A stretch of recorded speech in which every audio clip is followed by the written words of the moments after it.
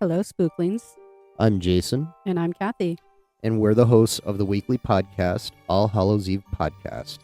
We are a husband and wife duo with a passion for anything spooky, macabre, and true crime, sprinkled with our own twist of comedy. We explore topics such as the history of Halloween, the Butcher of Plainfield, Hocus Pocus 2, urban legends, superstitions, and more. So come join us as we go down the rabbit hole that is All Hallows Eve Podcast. Listen and follow us at allhallowsevepodcast.com or your favorite podcast provider. Stay spooky, my friends.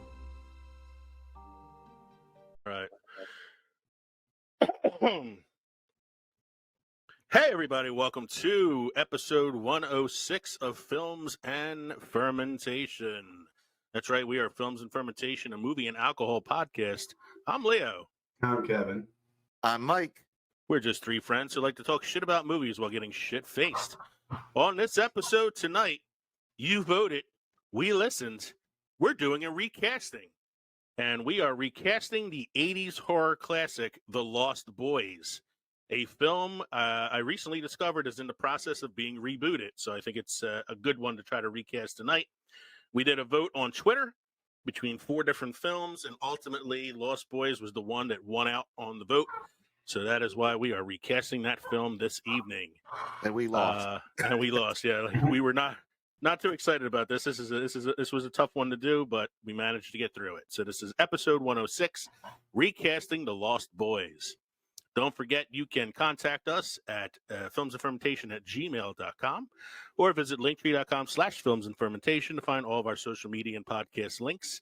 You can go to Teespring and buy our merchandise, or if you'd like to support the show, you can sign up and support us at Patreon. Let me tell you real quickly about Buzzsprout. It's our new hosting platform. Podcasting isn't hard when you have the right partner. The team at Buzzsprout is passionate about helping you succeed. Join over 100,000 podcasters already using Buzzsprout to get their message out to the world. We use Buzzsprout, and it's been a game changer for us. If you want to upgrade, Buzzsprout has tons of guides to help you find the right equipment at the right price, and really great analytics letting you know how many people are following your show, where they're following it, how many downloads you have. It's just a great podcast platform. So follow the link on our show notes to buzzsprout.com and let them know that Films and Fermentation sent you.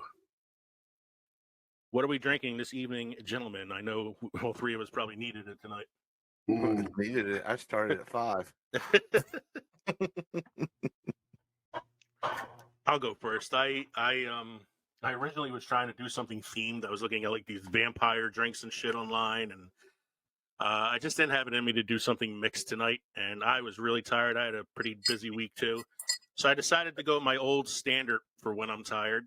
So I made myself a cup of coffee, and I put a full like mini bar bottle of Irish cream in it.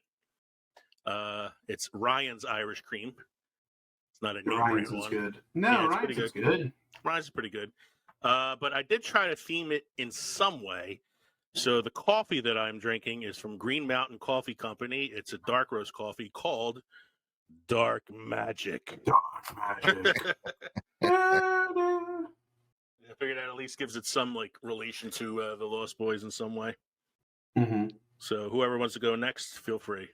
I'll do it. Sure. So I got home, looked at all my whiskeys, and went, I need to make something. So I got my little cards out from Old Smoky and saw one that said M&M. It is half pecan whiskey Okay. and half their Tennessee Mud cream liqueur and ice. That's it. So it's supposed to be like a pecan M&M kind of taste or something. Yeah, it's a little nutty. Yeah, A little nutty. It's a bit nutty. Nutty. Bit nutty. But I've been drinking them since 5, so I'm in good shape. Feeling good. Nice. Kevin, what are you doing tonight? Well, I am actually recasting my beer. Okay? I'm recasting my beer. It probably started off as a typical citrus ale of some sort, but then Neshaminy Creek went ahead and recasted it with Rita's mango. Rita's mango blonde ale with mango. A friend of Megan's stopped by. They wanted to see our new dog, and he brought this as a housewarming gift. It's a 5% alcohol by volume. It's as far as I know, limited, very, very limited in terms of where you can get it.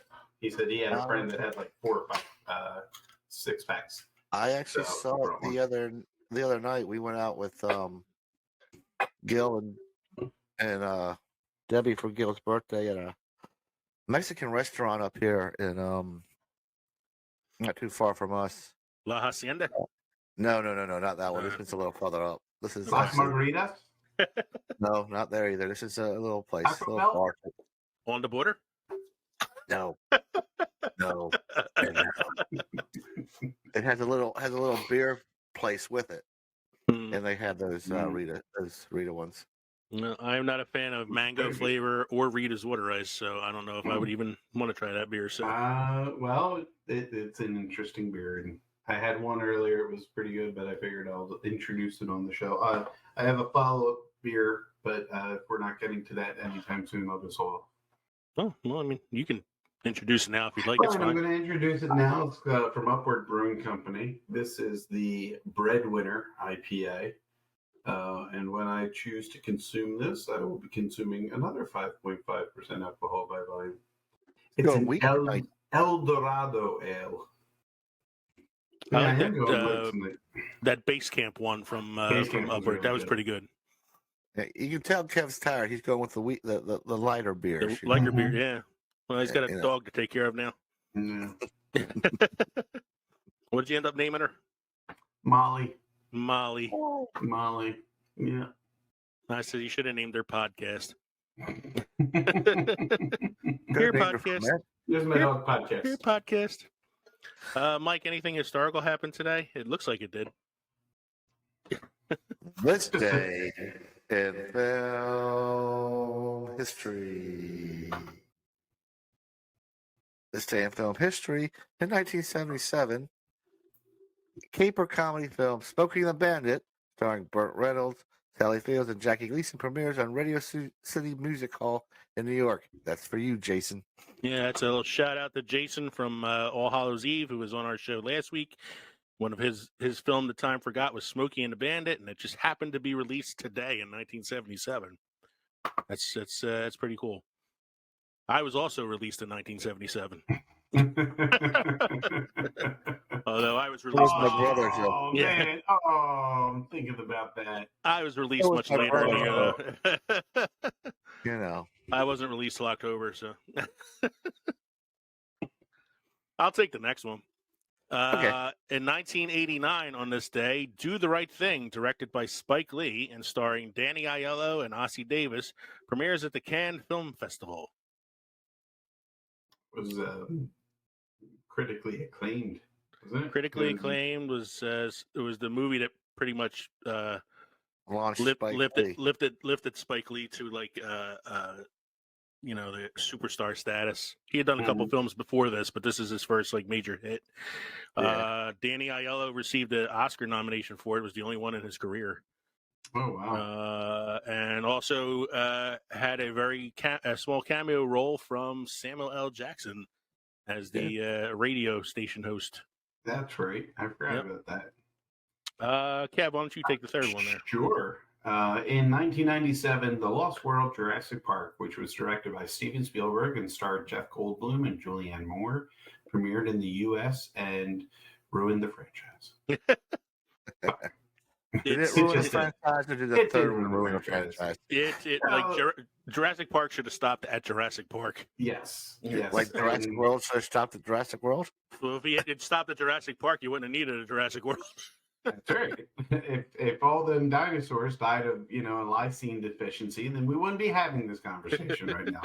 But the success of the movie and the friendship between Steven Spielberg and Michael Crichton kind of, I don't want to say forced Crichton's hand to write the sequel, but it definitely encouraged him to write the sequel, which he went back and he, brought Malcolm back to life, and he wasn't alive at the end of the book of the first one. So Yeah, like he had to retcon it a little bit because I think it was Malcolm and Hammond both die in the original in novel. the first one. Yeah.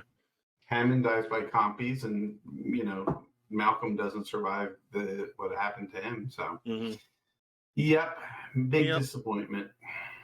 Mike, why don't you take the next one there? We have a lot of history this week. In 1999, Star Wars Episode 1, The Phantom Menace, directed by George Lucas, starring Ian McGregor, Natalie Portman, and Liam Neeson, is released in cinemas. And ruins the franchise. I guess it really ruined the franchise because it gave us Ewan McGregor. It gave us Ewan McGregor as Obi-Wan. He was excellent. It gave us Jar Jar Binks, which was not so excellent.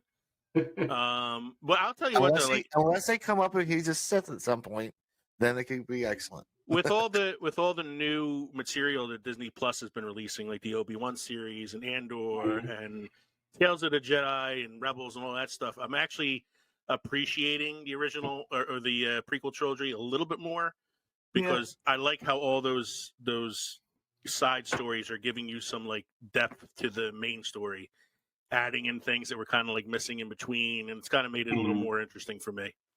That's what it really needed. It was all that in between shit. Yeah, I needed to know what happened to Yaddle so I can really hate Dooku. In 2007, Pirates of the Caribbean at World's End. Talk about a movie that didn't need sequels. Pirates of the Caribbean at World's End, directed by Gore Verbinski, starring Johnny Depp, Keira Knightley, and Orlando Bloom, premieres in Anaheim. It was the most expensive film made at the time, costing $300 million. Now, that was the third one, right? At World's End, I thought it was no. At World's End was the fourth one that came out. No. You're right. It was the third. Curse of the Black Pearl was the first one.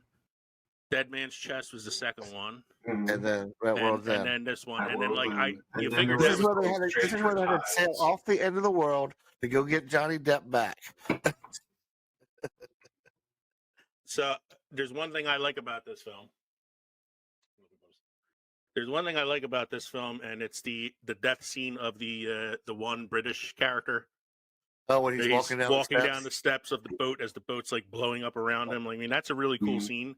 But it doesn't make up for the rest of the movie, which was just convoluted and. I don't know. I kind of like seeing Keira Knightley as a pirate. I kind of like seeing what's his name, Keith Richards as Johnny Depp's dad. And that was pretty funny, but it was like I could see it as like the end of the trilogy. That's what it should have been, but then they decided to do like 2 more films after that or something. There was at least one more. There was the one with the Fountain of Youth. Yeah. And I think they either did a 5th one or they're supposed to do a 5th one or they're not sure about the 5th one after that whole Amber Heard trial shit. But yeah, like this is one I don't even know if you needed the sequels. Wait, weren't there 2 sequels after At World's End? There was on Stranger Tides. On Stranger Tides. All right, and that was the Ponce de Leon one, and then wasn't there one with? And then there was one with Javier Bardem, I think. Yes. Right. Yes, there was one with. Which I don't even know the name of because I honestly stopped watching them after At World's End. Yeah, pretty much. Mike, I think you and I saw At World's End in the theater with Adrian and Katie. Probably. I think we did. So it's At World's End on Stranger Tides, Dead Man Chest, Dead Men Tell No Tales. That's the 5th one. That's the one that has Javier Bardem in it. Yeah. Blackbeard. Right? Yeah, I kind of like... when they brought Jeffrey Rush back in the second film, I was like, all right, we're going into weird territory now. I thought it was supposed to be about pirates, not about, pirates that can't die. Kev, why don't you take that last one there for us? You got it. In 2007, the Coen Brothers film, No Country for Old Men, which was based on the Cormac McCarthy novel starring Tommy Lee Jones, Javier Bardem, and Josh Brolin, premieres at the Cannes Film Festival, also winning Best Picture in 2008, and gave everybody a new sense of killing people with the with the cow gun. cow gun. When I first watched this movie, I was like, I really like Javier Bardem in it. Speaking of Javier Bardem, he was very chilling as the villain in the film. But I didn't really like the movie that much in general. And then I watched it again, and like on a second watching, I kind of appreciated it a little bit more. I thought it was a really good film. But it's mostly good because of Javier Bardem as the villain. And he actually, I think he won the Oscar for that, for Best Supporting Actor. So as Anton Chigurh. That's the same way I felt about Men Who Stare at Goats. What's that? Wasn't that another Coen Brothers movie? The Men Who Stare at Goats? Coen Brothers did Fargo, No Country for Old Men. I can't think of like some of the other movies, but they're known for like those really quirky like crime movies. I don't think they did The Men Who Stare at Goats. No. No, I mean I've seen Men Who Stare at Goats. I'm probably one of the few people who has seen it multiple times. I actually like that movie. It's directed by I did. I actually kind of liked it. Directed by Grant Heslov and written by John Ronson and Peter Strawn. So it's not Coen Brothers. Okay. Coen Brothers have done Burn After Reading might have been the one I was thinking of. They did Burn After Reading, yeah. So they did Fargo, Tragedy of Macbeth, Hail Caesar, Inside, Llewellyn Davis, True Grit, Burn After Reading, No Country for Old Men, The Lady Killers, Intolerable Cruelty, Raising Arizona, Oh Brother, Where Art Thou, The Big Lebowski, Fargo, Hudsucker Proxy, very underrated film. And their first movie was Blood Simple. So yeah, that's what they're mostly known for. Okay. That was a lot of history for one day. Right, Mike? You said this all happened today? Yeah, it all happened today, yep. That's amazing. This long day in history. Oh, shit. Do you have a beer or craft destination for us tonight, Mike? I have a craft destination. This is in Idaho. Idaho? Idaho. This is Payette Brewing Company, 733 South Pioneer Street, Boise. Mike Francis left a corporate job as an industry engineer to found Payette Brewing Company in 2009. They began canning in 2012 and were the first craft brewery in Idaho to do so. Located along the Boise River in downtown Boise, Payette offers 20 beers on tap at its tap room, plus local wine and ciders and non-alcoholic options. Merchandise and beers to go. The brewery mezzanine offers a great view of the brewery production area. Just outside is a spacious beer garden with a fire pit, food truck fair, and a shady picnic area. Also a hop garden. It is also pet friendly, so you're good to go there, Kev. All right. Well, that's why we bought her, so that we could socialize with other dog people at breweries. No, I was going to say, you get her drunk, maybe she'd be a little calmer. She's really passive. She's just got to, hold her piss and shit. All right. It's time for my favorite segment, the Synopsis According to Glip, brought to you by According to Glip. Brought to you by Newsly. Newsly is an all-in-one audio super app for iOS and Android that'll read the news to you in a natural human voice. Stop scrolling, start listening, and go to newsly.me today. Use the promo code ANDFERMENT and get a 1-month premium subscription. So this is something that I know Jason was really excited to hear, because this Glip Synopsis is all about our previous episode, Films That Time Forgot, which featured All Hallows Eve podcast with Jason and Kathy. So what we have here is actually a combined Glip, because we had two separate recordings that I had to put together.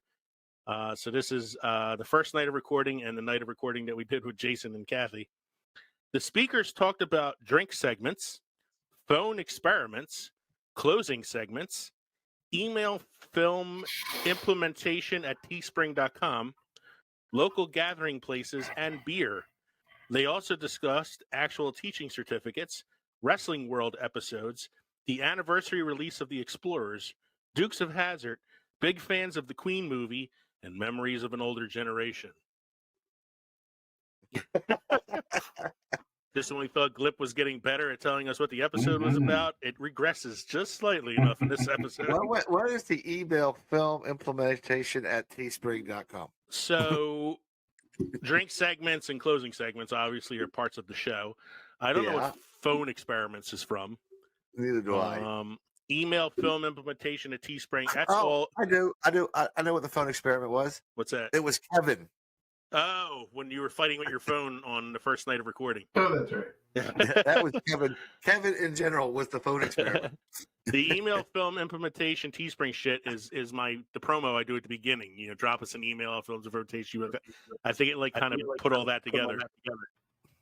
Local gathering places and beer, I think, is from your beer destination segment.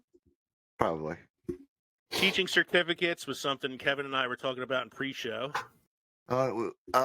Jason was also talking about getting his. Yeah, he was getting his segment, his certificate too. Wrestling World was we were talking about the Austin Boyer episode about Chris Benoit that inspired their Chris Benoit episode on All Hallows. Yep. Anniversary release of the Explorers. The Explorers was the movie I first talked about in the first film, The Time Forgot. Yeah. And it blended it together with the anniversary release of House of a Thousand Corpses. Because Jason joked about buying us the Criterion DVD. Yes. Dukes of Hazzard, we were talking about how we were all fans of that show growing up. Yep. Big fans of the Queen movie is obviously when you were talking about Highlander. And memories of the older generation is probably when I started singing the theme song from All in the Family.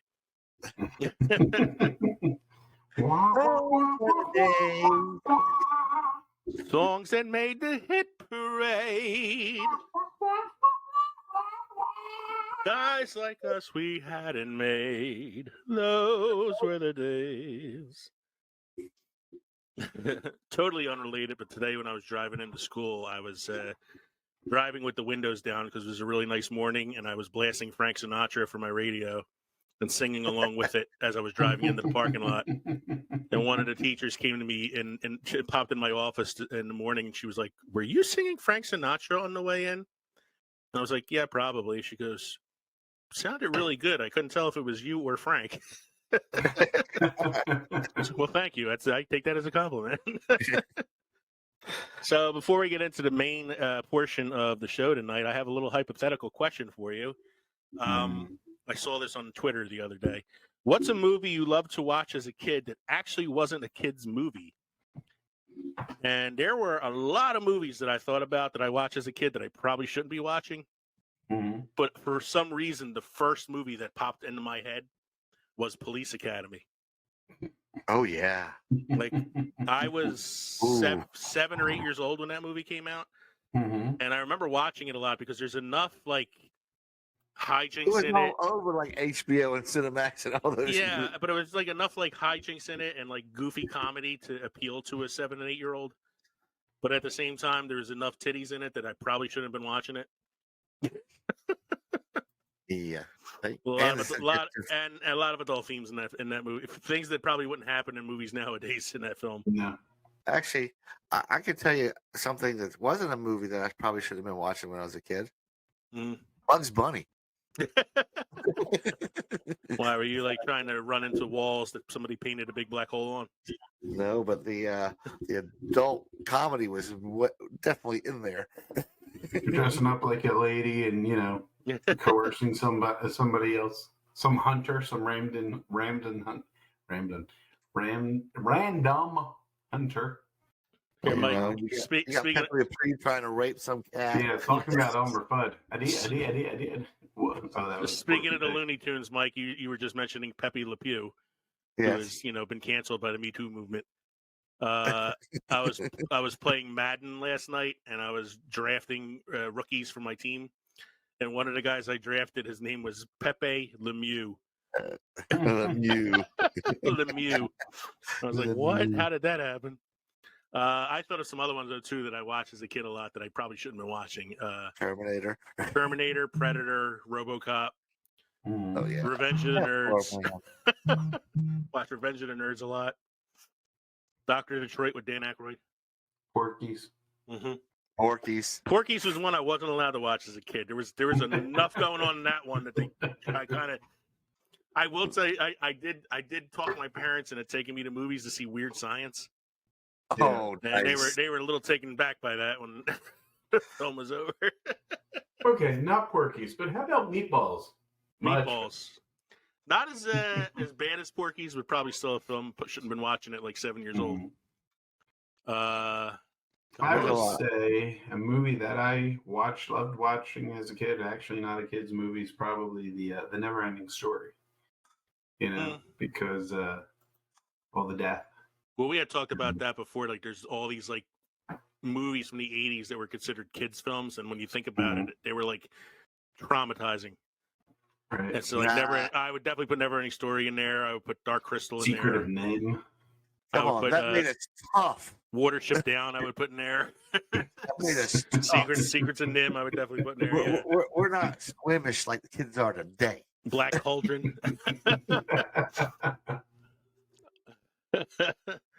I said even like Helter Skelter, Jesus Christ. Even I said something like Ghostbusters probably wasn't 7-year-old appropriate, but I saw it plenty of times when I was like 7 and 8 years old. Yeah. Daddy, is that a ghost blowjob he's getting? Look. It's a kid's movie if they made toys out of it. Okay. Yeah, exactly. But Terminator, Ghostbusters, Rambo had a toy line. Rambo when had I a watched Saturday Beverly morning Hills cartoon. Cop, so Beverly Hills Cop would be on the other side. Then. Yeah, Beverly Hills Cop would not be a kid's movie. Police Academy. Police Academy had toys. They had a cartoon its own too. cartoon. So did it was Police Academy, RoboCop, Rambo, Police Academy, Bill and Ted's Excellent Adventure. They all had toys and Saturday morning cartoons. Yeah. So therefore, it was okay. They just didn't do any action figures of Dan Aykroyd's ghost blowjob.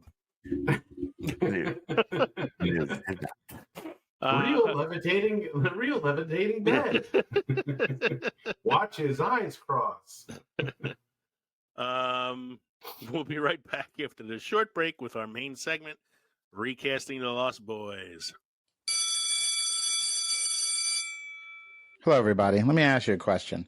When you were a kid, did you ever wonder what teachers talked about in the teacher's lounge? You probably didn't miss much. It's usually boring stuff like grading papers, lesson planning, and then figuring out the new train schedule. Train schedule?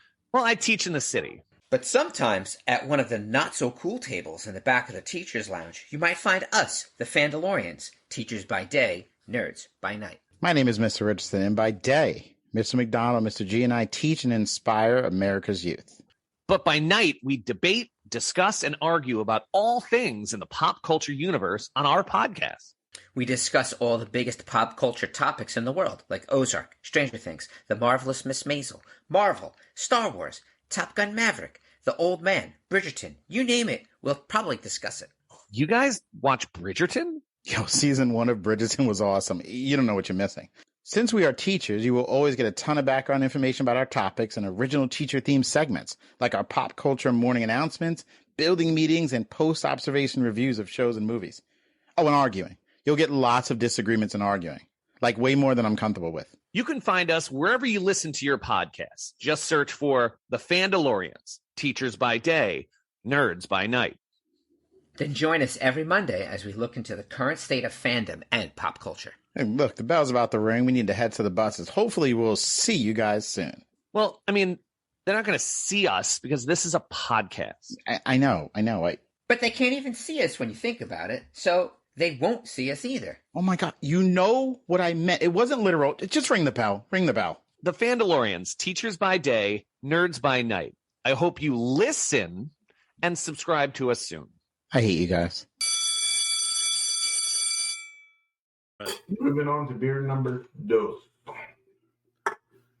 right. We're back from our short break with our main segment. Tonight is Recasting the Lost Boys. And as I said, this is the film that you chose for us. So thanks for that. Yeah, thanks a lot. This was I appreciate all the hard work I had to do for it. So Kevin and Mike both had to do some hard work. I actually found this the easiest recasting I've ever done. and that's saying something. So the characters that we were recasting for this film, going back to the 1987, was it 87 the first one came out? Yeah, 1987 Lost Boys, starred Jason Patrick as Michael. Michael is the main character, the teen turned vampire. Corey Haim as Sam. He's Michael's younger brother who's trying to save Michael from being turned into a vampire. Keith Sutherland as David, the main member of the troop of vampires that Michael falls in line with. Ed Herman as Max, who is revealed at the end of the film to be the head of the vampire clan. Diana Wiest as Lucy, Sam and Michael's mom, who is dating Max, and we find out why at the end of the film. Jamie Gertz as Star, Michael's love interest and another victim of the vampires.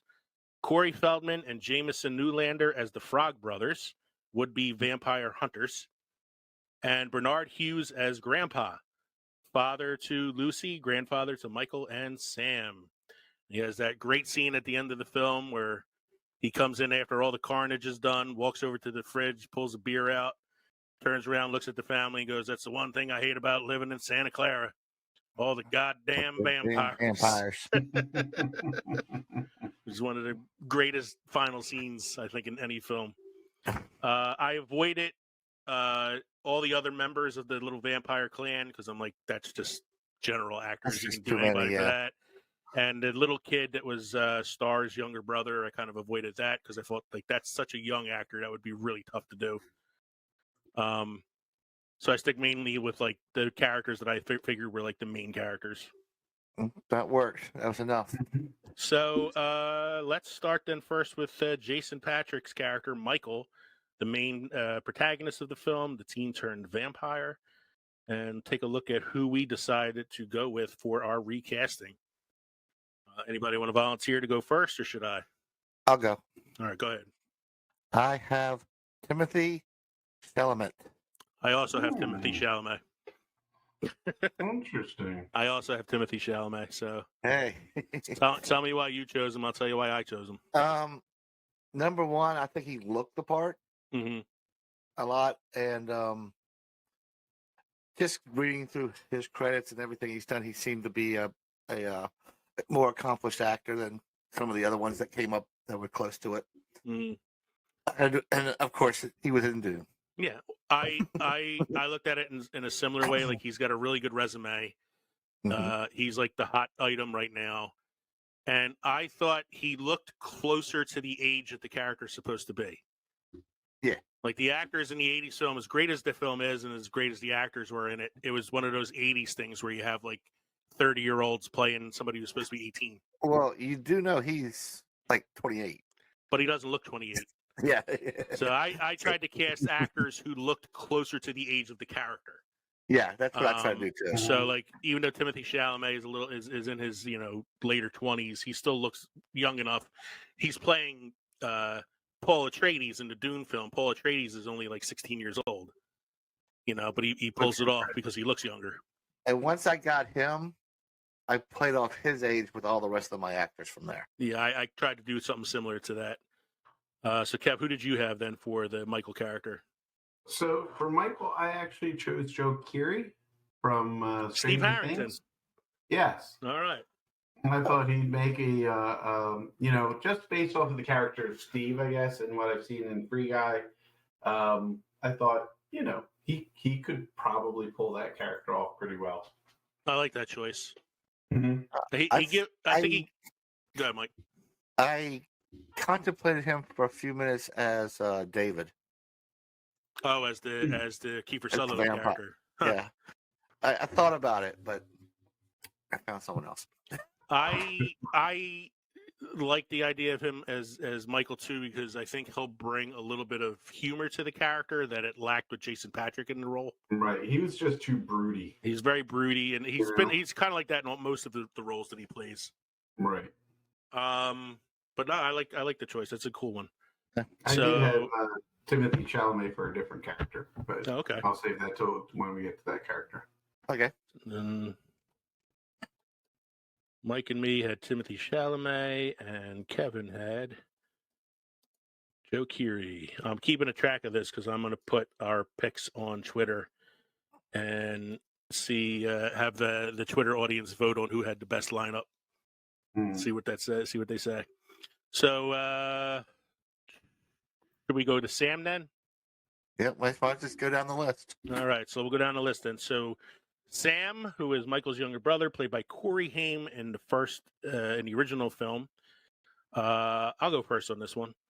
Okay. I went with Roman Griffin Davis, who is probably best known as Jojo Rabbit. You know? Oh, okay. He is 16 years old now, as of the filming of this episode.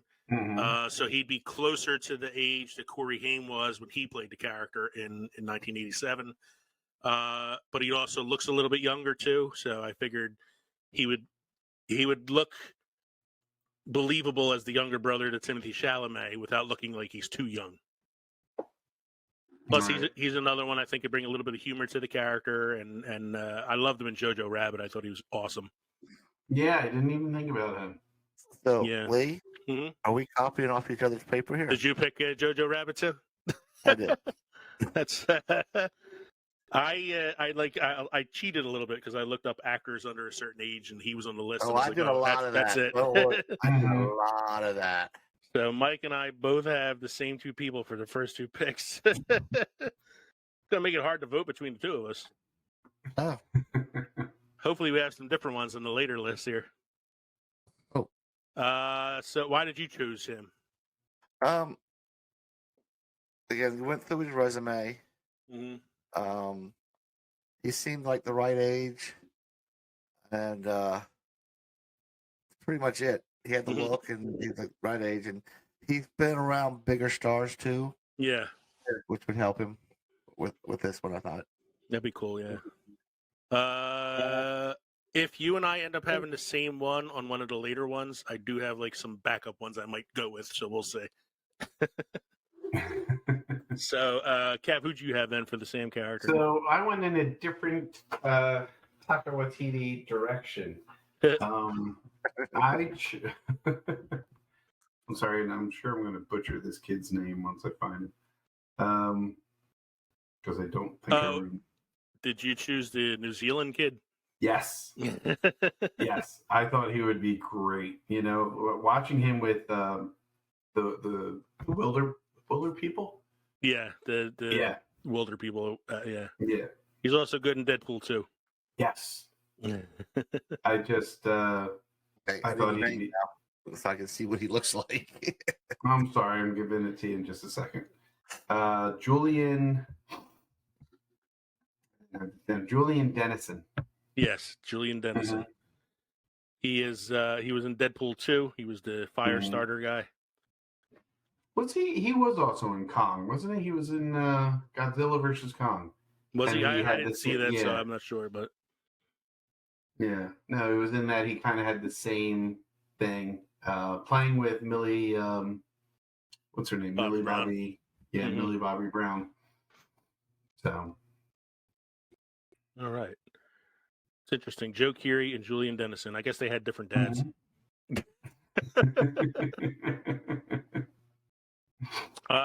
So then that brings us to, this should be a fun one. This should be interesting. Kiefer Sutherland's character, David, who was the leader of the gang of vampires that try to bring Michael into their folds. So I went first. Mike went I'll first. go Kev, first. Kev, why don't you go first on this one? This is Timothy Chalamet. Timothy Chalamet as David. Yeah. This is who I think he can be very suave, very, he's not, I guess maybe even reimagining the movie a bit, he's not, he's a leader, but he's not super, super aggressive. Yeah, like Kiefer Sutherland was chewing up the scenery with his fake fangs. I see Chalamet would be a little more like reserved, maybe like sort of like threatening in how calm he is. You're like a calm before the I don't storm. want to say like, I'm not saying Lestat, but who was the other one in Interview with the Vampire that was really the Brad Pitt character? yes, Louis. Louis? Mm-hmm. maybe a little more reserved like him. Yeah. Yeah. Although I would see, like, if he played it like a Lestat type of character, it's still less aggressive than the It's still Kiefer less Sutherland than character. Kiefer Sutherland, yeah. Yeah, but Yeah. I think you need to be more aggressive. That character needs to be more aggressive because the real leader isn't aggressive at all. Because he's hiding in plain sight. Exactly. Um. So I went with Okay. Austin Butler, Elvis. Elvis, Wow. Will Almsford from the Shannara Chronicles. Mm, Yes, that's who I went with. that's an interesting Both for choice. the look and to his resume and the look, kind of, because I think he could do that. Well, I'll tell you Dark what, man, because in seeing him in the Elvis movie, like, he was the best part of the film because he did an amazing Elvis, and he's a very good-looking kid. But I saw that recent trailer for Dune Part 2 with him playing Fade Rutha, Yeah, the bald I kinda saw head it. and the white skin, and I'm like, fuck, I'm so excited to see him in that role now.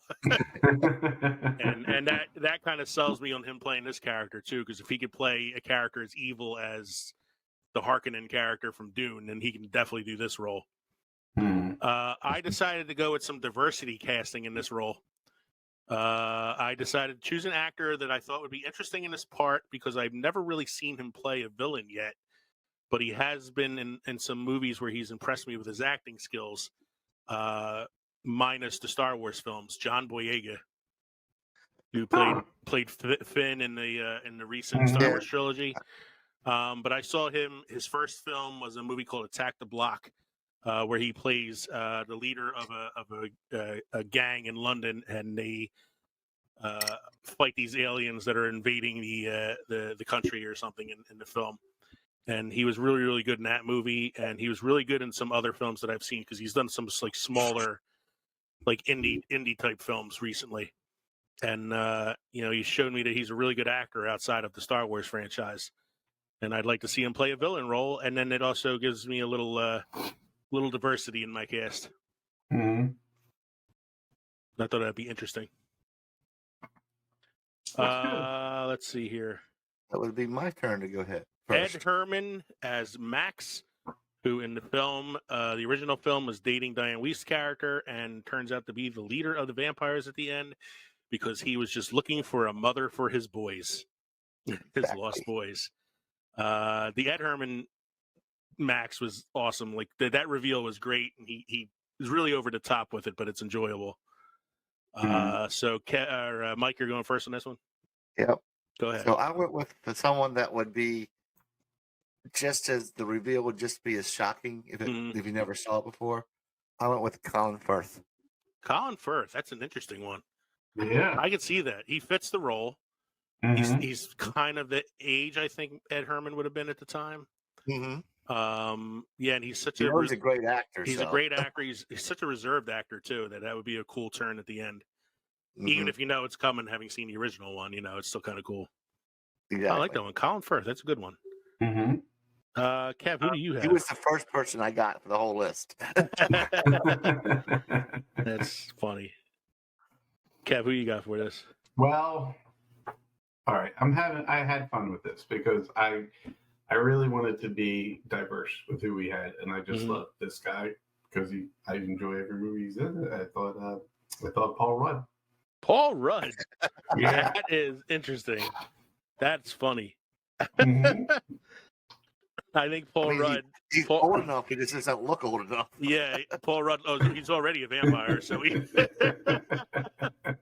that's a good one because he would bring some like levity to the role, and he's such like a Hollywood nice guy that you don't expect him to be the villain at the end. That's kind of funny. Like I could just see him riffing it, just yeah. Didn't you know? I just need a mother for my boys. You know how I know you're a vampire? You know how I know you're gay? You sucked his blood. Yeah.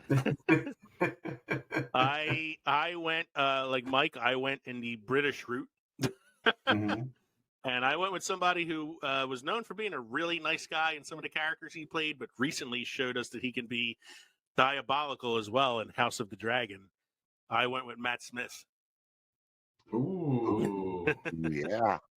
He is currently in the age range that would fit the character.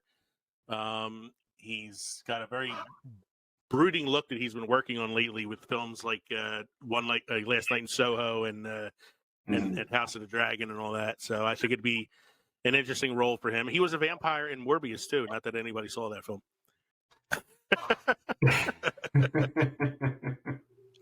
I did have a backup for this one though, just in case Mike had the same one I had again. My backup for this was Sam Rockwell, who I thought would also be a pretty good choice. Yeah. I can see that. But if I had to take my pick, I'm going with Matt Smith. So the next one then is Diana Wiest as Lucy, Sam and Michael's mom, who is dating the Max character. Mm-hmm. So I'm first on this one, right? Yep. Mm-hmm. I went the route of she's currently falling into the role of mom in a lot of her latest movies, or at least like that parental figure. So I went with Marissa Tomei. Oh, shit. That who you got? That's what I got. My wife did not like that pick. Her work is Aunt May. Mm-hmm. You know? I considered her. I really did consider her for that role. My wife didn't like the pick, but I think she had like My Cousin Vinny in her mind, and I'm like, no, like she's currently become the parental figure in a lot of the movies that she plays. So she's a hot mom. She's a hot mom, but it works for me. But she's really she was. I liked her as Aunt May, even though she was such a young actress at the time to be playing her. But I thought she was good, and I thought that she's at the age now that Diana Wiest was in the original film. So. And I think it'd be believable that, Timothée Chalamet and Roman Griffin Davis are her kids, for my lineup at least. So Kev and I had the same one for this one. And Mike, who did you have? I went a little older than that. I went with Michelle Pfeiffer. We all have this thing with Michelle Pfeiffer, man. But I think I'm just thinking her age with Colin Firth would have been a good comparison age, right? Well, that's the thing. Like the way you have your lineup set up, it works. Like my lineup, Matt Smith is a little younger, probably about 20 years younger than Michelle Pfeiffer at this point. But no, I like. I'm never going to say I hate a Michelle Pfeiffer choice. Even at 60-something years old, she's still Michelle Pfeiffer. She's still Michelle Pfeiffer. Another one I thought of, but I also thought she was probably a little older than Matt Smith now at this point was Diane Lane. Yeah. You have to have the right age for the Max character. Yeah, to match the Lucy character. Yep. Mm-hmm. So Kev, you'll go first on the next one then, which was Jamie Gertz as Star, which was Michael's love interest in the original film. Yes, Leo, you're gonna love this one. Mm-hmm. Ana de Armas. Yes. I am mad at myself for not thinking of that myself. Oh my God! Talk about seductress. I don't know. Talk about Leo may love mine just as well. All right, what's yours? Carmen Bykhanidova. Oh, the girl that played Catwoman in the Gotham series. Gotham. Yep. That's a good one. I like that one. That's a good one. But if I have my choice between her and Ana de Armas, I'm going to go with Ana de Armas. Yeah, dude, I know that. I saw recently. You've seen Yesterday, right? You guys? Yes. Yeah. I saw enough of it that went. So recently, I found there's a deleted scene from Yesterday with Ana de Armas in it. And so the character who, is pretending that he wrote all these Beatles songs is on the James Corden Late Show.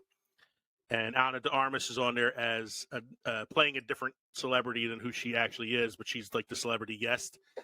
And James Corden challenges him on the spot to write something, like right there, and sing it to Ana de Armas's character. And he goes, so you want me to just come up with something? He goes, yeah, just something right on the spot. Just something. Look at her, get out your guitar and just sing something. And so he turns to her with the guitar and starts going, something in the way you move. So that's like the song that he comes up with at the moment. And she has to play it like as he's singing the song to her, she's like falling in love with him. And it's no dialogue, it's just her facial expressions. And I'm watching it going, God damn it, I'm falling in love all over again now.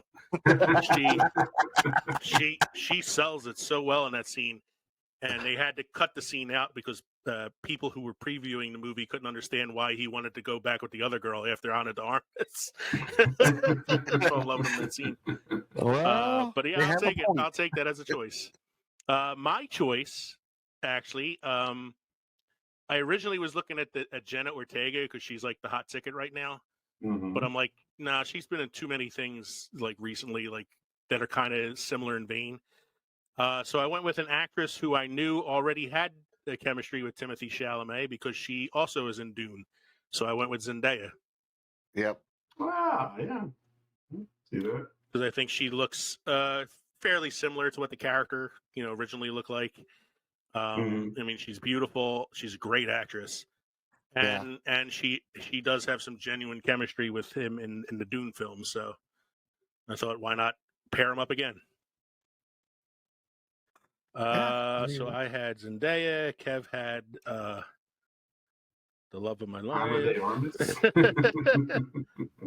and Mike had Carmen Bicondova, right? I think her name is. Yeah, Cameron Bicondova. So the next one then is Corey Feldman and Jameson Newlander, who played the Frog Brothers. They are the comic book store owners, would-be vampire hunters who help Corey Haim's character defeat the vampire gang at the end of the film. So I think, Mike, we're back to you now, right? We are. This one was difficult, but I went with Gatton Matarazzi. Dude! So Gatton Matarazzo from Stranger Things. Yep. And Aidan Gallagher. And who's Aidan Gallagher? 5. Oh, from Umbrella Academy. Umbrella Academy. I like that. That's Oh, a cool good call one. on that That's a one, good. yeah. I like that one. Yeah. That's a good call. I didn't think about him. We did have the similar, train of thought with. I also picked Gatton Matarazzo. Gatton just reminded me of Corey Haim. Not Corey Haim. I just Feldman. think Corey Feldman. Yeah. I think he has the enthusiasm for the role, which is why it's a straight flush because I picked him too. Oh wow. So I have Gatton Matarazzo as well. But I don't have. Who's the other guy you said he had? Like Aidan. What's his last name? Gallagher. Aidan Gallagher, who was 5 in Umbrella Academy. Yep. I have Gatton Matarazzo and Joe Keery, both from Stranger Things, because they already have that like older brother, younger brother chemistry going for them. They're funny together, and I think they would play the would-be vampire hunter thing pretty well. Which one is this from Stranger Things? Steve Harrington. Steve Harrington. Steve. The one that's like his like adopted older brother, basically. Yeah. I went with Barry Kagan. Yeah. Oh, Barry Keoghan. Kagan. The one that plays the one that plays in the Eternals and he's in Banshees of Inisherin. Yeah, he's the cutout Joker from the Joker from the Batman film. Yeah. Barry Keoghan. Yeah. So Barry Keoghan, and you also had. It's funny that we all had Gatton Matarazzo. Yep. They were all thinking the same way on that one. Now I considered sticking straight with Stranger Things and going with who was it? What was his name? One of the other kids. Yeah, but the one that's always with Gatton. Caleb McLaughlin. Yeah, Caleb McLaughlin. Lucas. Yeah. They both done Broadway together. Yeah. Well, they're the two that are always together in Stranger Things too. They're It's kind of funny though because he's black, so it would be like the white kid and the black kid, but they're brothers. Yes. Mhm. Brothers from different mothers.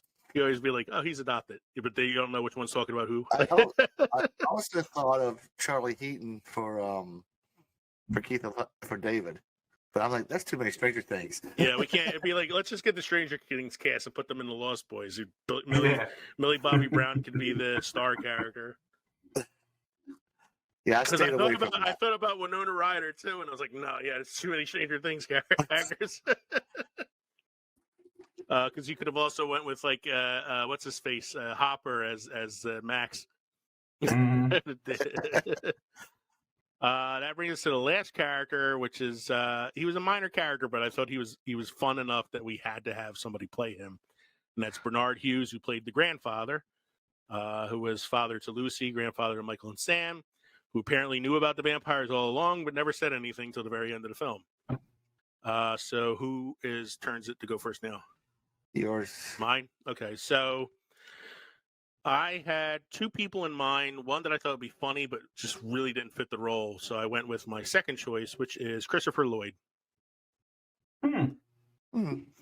Doc Brown. Interesting. He Yeah. is definitely old enough to be the grandfather now. And I think he's curmudgeonly enough to pull off the role. Kev? So, Okay, I see it. Kev, who do you have? Harrison Ford. See, boys, you missed it. You missed the mark, both of you. Harrison Ford. That's awesome. That's You funny. both missed the mark. Why? Who do you have? Because I went with something to go back to the homage to the original film. Mhm. I went Donald Sutherland. Donald Sutherland. Yeah, Donald Sutherland could pull it off. Yeah, definitely. And it's an homage to the original film. Mhm. Yeah.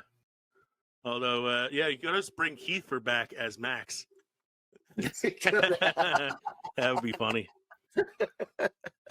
I thought of between Christopher Lloyd. I also thought of Mel Brooks, but I was like, I don't know. Mel Brooks is I don't know. His comedies, it would have been too vaudeville for it, I thought. Mhm. Yeah, the one thing I heard about Santa Clara, all that damn vampires. But I thought We Christopher. got vampires. What a show. We got vampires. Here we go. Slay them. Stick a stake in their heart. Well, he also did that already. He played the Van Helsing character in Dracula Dead and Loving It. So you got Christopher Lloyd now. One thing I heard about Santa Clara. Damn vampires.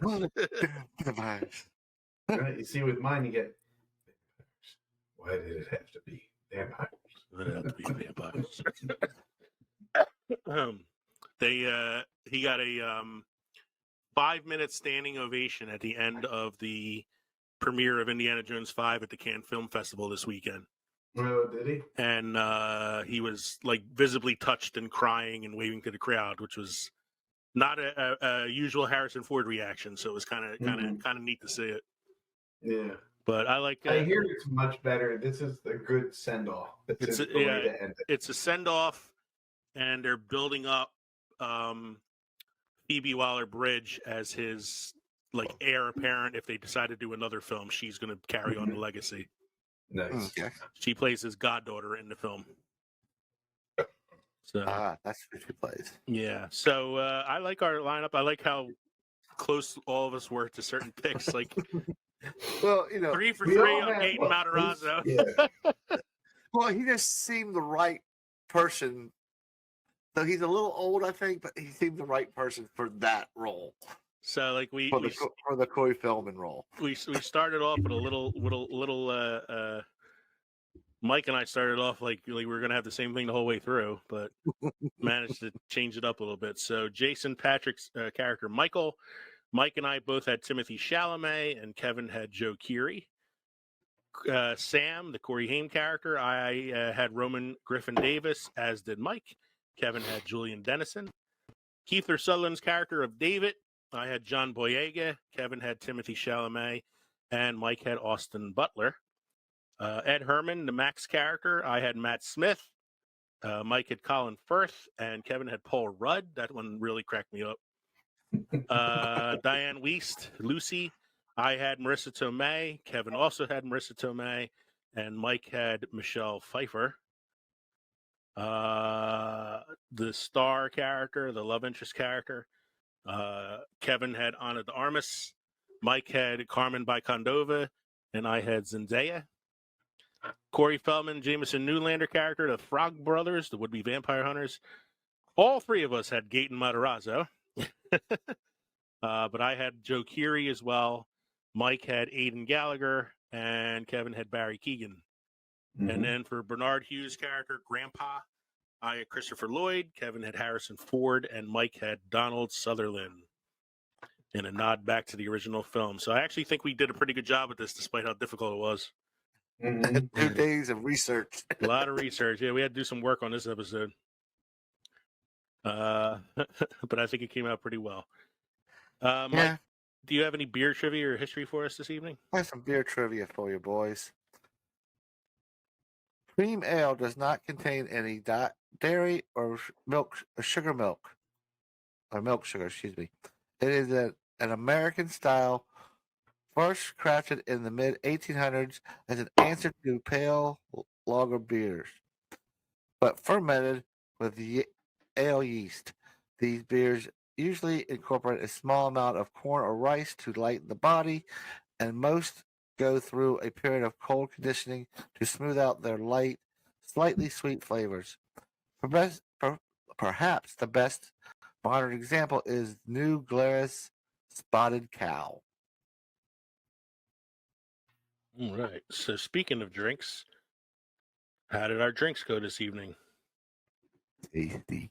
They went down quickly, and they were delicious. I don't ever find myself disappointed by coffee with Irish cream in it. So, although I feel like I probably should have laid off the coffee now because now I feel a little wired. Thank God it's Friday night that we're recording this and not the usual Thursday. Yeah, that's what I said. It was a good night for this because we can let loose a little bit. I appreciate you guys making the accommodation for me. No, not a problem. Megan does too. We're gonna have to do it for me at some point because I think Thursday, June 1st, I have something going on, so we might have to rearrange that week. So, So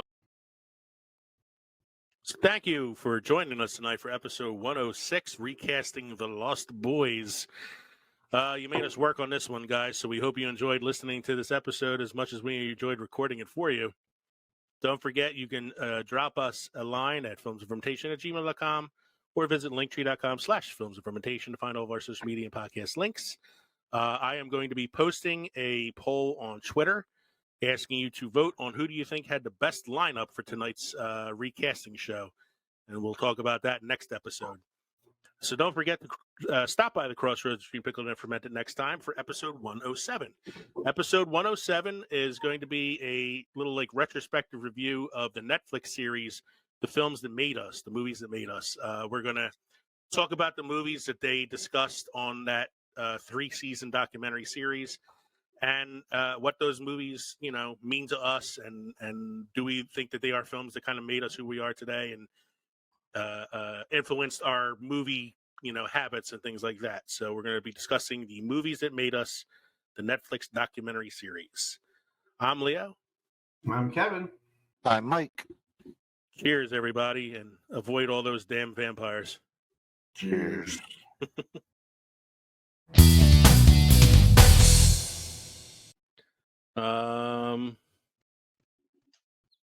I came up with an idea for something that I don't know if this is something that would be a whole episode or just like a fun thing to do on an episode at some point.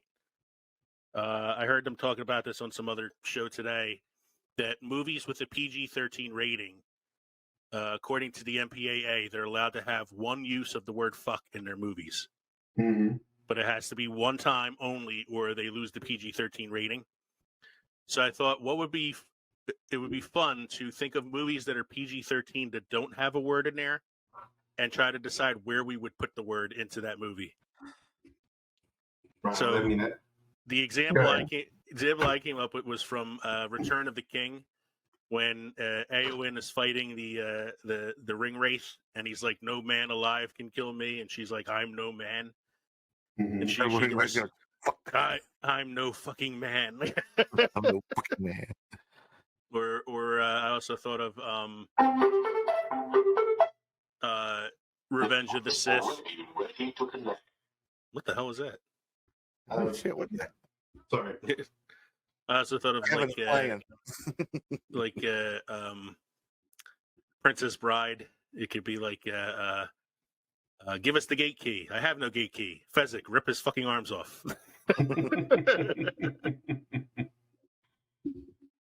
So I don't know if that's something that... Did they have a chance? That'd take a fucking miracle. Yeah. I want my father back, you fucking son of a bitch. Is this a fucking kissing book? Yeah, I think that's a little over the top there. As you fucking wish. As you fucking wish. Who's the fucking sickie? So, like, I thought that, I don't know if that's something that would carry a whole show or if that's just like a fun segment to do. I feel like if we got carried away with it enough, it would carry a whole show. It could carry a whole show. We could do a whole fucking show with it. I could just come up with like a list of 3 movies. Yeah, I just come up with like a list of PG-13 films, and then we roll through them. Never fucking in you know who was talking about it that made me come up and think of it was the guys that played Merry and Pippin in the Lord of the Rings. Yes, I saw that video clip. It's Mm-hmm. Billy Boyd and Dominic Monaghan. They have their own podcast. Okay. And they were talking about that on the podcast, and they were picking out lines from the Lord of the Rings that they would add the F word to. And the one that played Took was like, well, I like that scene where I knocked the skeleton down the well. Gandalf can turn around and go, "Fucking fool of a took." You shall not fucking pass. So I'm going to add that to the show. That's one to think about for later. Okay. Adding F word. One does not simply walk to fucking Mordor. Walk into fucking Mordor. Not fucking walk into Mordor. You have my fucking act. Don't tell the fucking elf. When I upload the show to Buzzsprout, I have to check a little box if there's explicit material in it. That episode might get us kicked off. This conversation might get what do we have? More fucking lambda. More fucking fucking precious.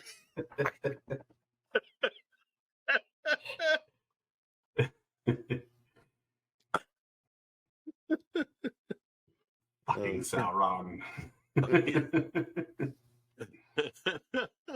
Oh man, so much Yeah, fun. no, we can't hide the fucking ring here.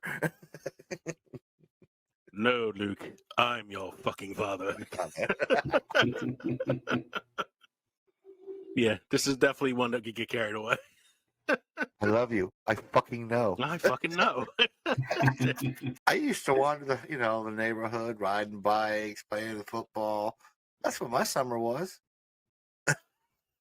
Yeah, but that was in the the cow fields of North Carolina. That's Wow. It's not the urban jungle of Philadelphia. They have parks. They have a Parks Casino. No, we have a Parks Casino up here. Did I tell you that tonight's project sucked? Tonight's project? Oh, our coming up with the cast for the Lost Boys? Yeah, it's a struggle. I actually came up. This is probably the quickest I ever came up with a cast. Really? I had to do fucking research because I don't know kids actors. Yeah, I don't know them either. That's where I got stuck. I 2 or 3 days worth of research here going. Would have been even worse if it was like the Goonies or something. Oh, good God! I would have said no. We said no. We're not recasting Goonies. Goonies should never be recasted. I was pulling for Dick Tracy, but it in the final Twitter vote, like Lost Boys was 71% vote or something. So Wow. Jesus. So we can also put it like this way. Like I just found out recently that there is a reboot in the works for like 2027 or something like that. Yeah, which made it So, hard like- to find, people that, stuff about rebooting, recasting this fucking movie. Yeah.